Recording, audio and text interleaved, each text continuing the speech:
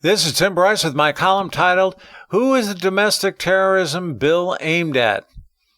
On June 8th, Attorney General Merrick Garland rolled out President Biden's strategy to counter domestic terrorism. It is based on a new report produced by the administration titled The National Strategy for Countering Domestic Terrorism. According to AG Garland, the number of domestic violence cases have increased significantly, yet offered little in the way of details. When you study the report, it becomes rather obvious what the administration intends to do. For starters, white supremacists are mentioned twice in the report, the Ku Klux Klan 3 times, and the January 6 D.C. protest once. Okay, fine. But there was no mention of the riots and destruction caused by Antifa and Black Lives Matter. Zero. Zip. Nada. It's as if they didn't exist and have nothing to do with the 2020 Summer of Hate. Instead, it depicts white Americans as the cause of the country's problems. Talk about racist. This alone taints the report.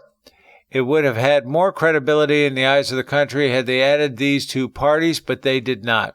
So it is natural to assume the report is slanted towards the Democrat ideology and not the country overall. The 32-page report lists the 4 pillars of the president's agenda along with strategic goals. Pillar 1 is understand and share domestic terrorism-related information. There are 3 goals here. Enhance domestic terrorism-related research and analysis, improve information sharing across all levels within as well as outside the federal government, and illuminate transnational aspects of domestic terrorism. Ordinarily, this is performed by the FBI and Homeland Security with support from the National Counterterrorism Center and others as appropriate. This will now be augmented to beef up investigations. Translation: grow the government and increase taxes.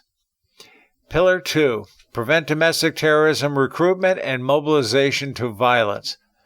2 goals here.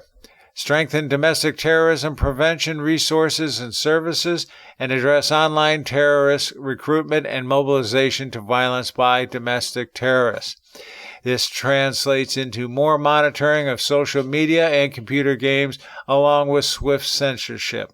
Pillar 3, disrupt and deter domestic terrorism activity. 3 goals here.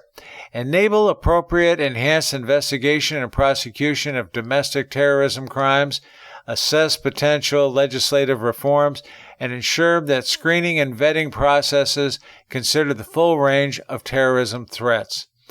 This represents a much more vigorous prosecution of perceived offenders. And finally, Pillar 4, confront long-term contributors to domestic terrorism.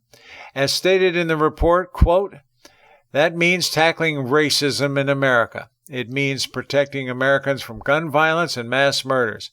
It means ensuring that we provide early intervention and appropriate care for those who pose a danger to themselves or others. It means ensuring that Americans receive the type of civics education that promotes tolerance and respect for all and investing in policies and programs that foster civic engagement and inspire a shared commitment to American democracy, all the while acknowledging when racism and bigotry have meant that the country fell short of living up to its founding principles. It means setting a tone from the highest ranks of government that every American deserves the life, liberty, and pursuit of happiness that our Declaration of Independence recognizes as unalienable rights. And it means ensuring that there is simply no governmental tolerance, and instead denunciation and rejection of violence as an acceptable mode of seeking political or social change, end quote. If you read this carefully, you conclude the government wants to promote critical race theory, both in the classroom and workplace, through human resource management, presumably. Gun control legislation is in the offing, thereby threatening the Second Amendment and the NRA, and the government will be spying on Americans more so than ever. Again, where is Antifa and Black Lives Matter in all of this? Is it because they represent branches of the Democrat Party? All of this adds up to a Big Brother scenario a la George Orwell. It means government will expand to monitor, censor, and prosecute our citizens. The government will become more invasive in our lives, Every word posted on social media, email, and text message will be scrutinized, as will every word and image in the media. Blogs and podcasts will be monitored, fact-checked, and censored.